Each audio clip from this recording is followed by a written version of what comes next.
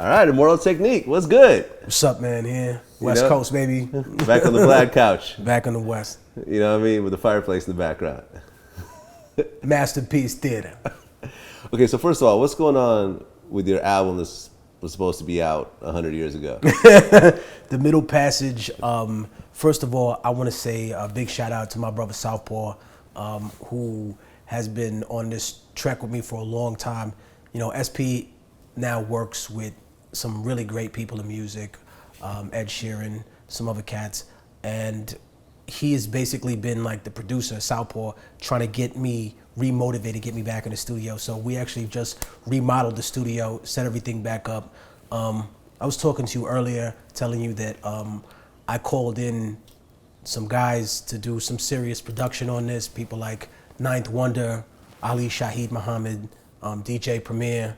So, I mean, I think I'm now closer to getting this done than I ever have been. And I look forward not only to doing it, but to getting on a world tour and being out of here. And I feel like there's so many things that I want to discuss. The only problem is that I've never been like a person that ambulance chases current events. So it's not like, you know, I'm supposed to make a punchline out of Caitlyn Jenner now, or I'm supposed to make a punchline out of a war in Syria. That's not funny, man. Like, I'm trying to make in-depth music about things that matter to people and things that need a little more analysis rather than, you know, just some throw your hands in the air up stuff that anybody could throw together in the studio at the last minute.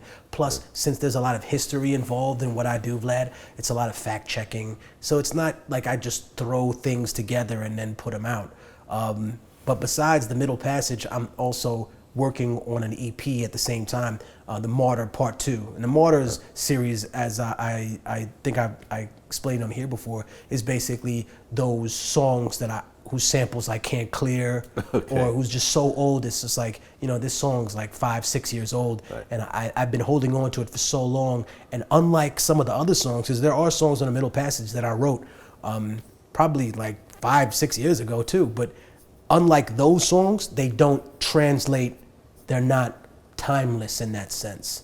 So I don't make a bunch of filler content, but even though the stuff that isn't timeless, it is powerful enough to be that if I can give it the right type of production and not take it out of the context that it was in musically. So, I mean, I think for the most part, I'm probably in one of the best places that I've been in terms of my career,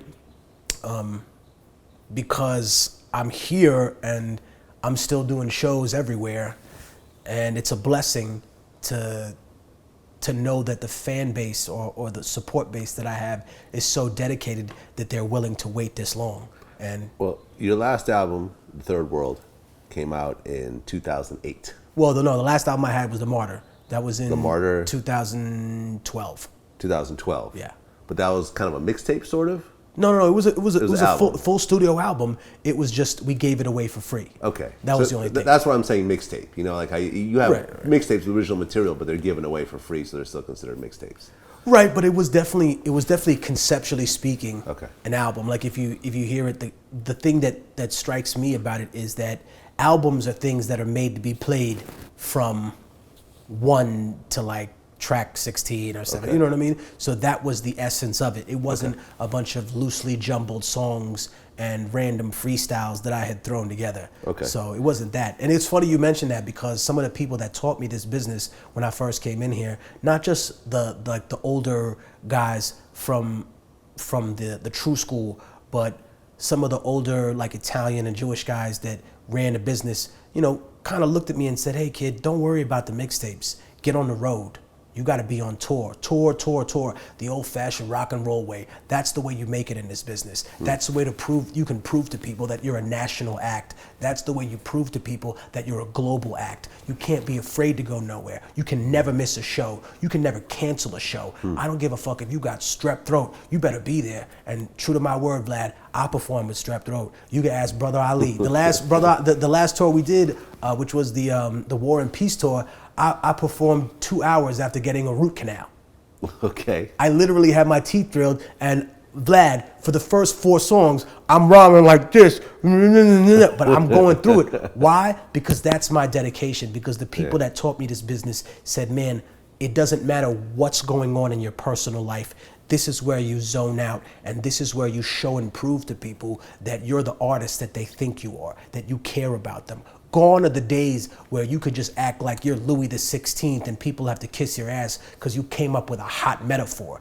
You know, no one gives a fuck about that anymore. Everybody's got bars. But at the same time, does everybody have the same dedication to put that music out, to be in contact with the fan base, right? To really understand who you're speaking to. One of the most powerful things in life to be, Vlad, is self-aware. You know what I mean? And I learned that as a kid, you know, through martial arts or through living in the street, or, you know, all kind of crazy shit that I've been through in my life. So to me, you know, I look at any progress that I can possibly make as something that I'm willing to do little by little, increments, which is how I built my independent career as well. So realistically, how many days out of the month are you on the road? How many shows do you have in a typical year? It depends. I used to do a lot more. Lately, it's probably been lately I've been a little lazy. Lately, it's been about 75 to 100. Okay. But it used to be a lot. It used to be like 200, 250. I used to just not be home. So you used to basically just do a show every other day? Like literally 4 or 5 days a week, I was on the road. I was somewhere, I was doing something. And if I wasn't, then I was like, I do other things when when I don't write music. I tell people I never get writer's block because if I don't write music, I'll write stories. I started working on 2 books. I haven't really talked about that too much, but one of them is actually a book of short stories.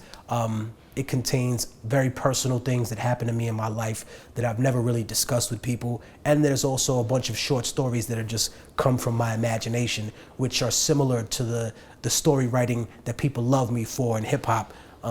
So it definitely is something that I'm used to doing, to taking my creativity and to pouring it into whatever I can. But at the same time, if I'm not writing rhymes, I'm gonna be writing a story, poem, an essay, researching. I always wanna be working. I always want my mind working on something. And if I'm not doing that, Vlad, then I'm involved in some kind of activity because I'm tired of people who just talk about it, you know?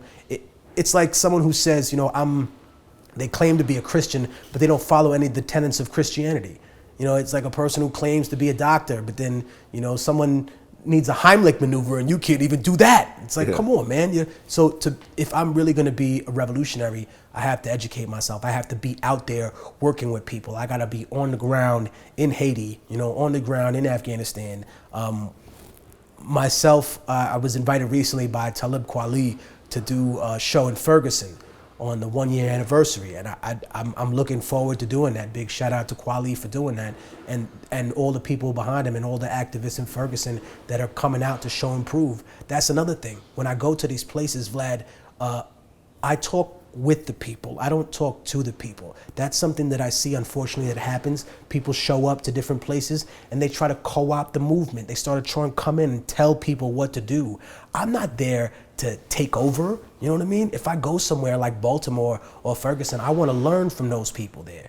You know what I mean? I'm a fly on the wall at first, and then little by little, if I build up people's trust and they trust me enough to come into their community and talk with them, then I can learn from them directly. Sure. You know, and that's always the type of person I've been. I've never been that type of guy that walks in a room and thinks that he's, you know, automatically been elected the leader. That's absurd. Yeah. And that's just rampant egomaniac stuff that you see in the movement sometimes, but that's never the type of person I wanted to be.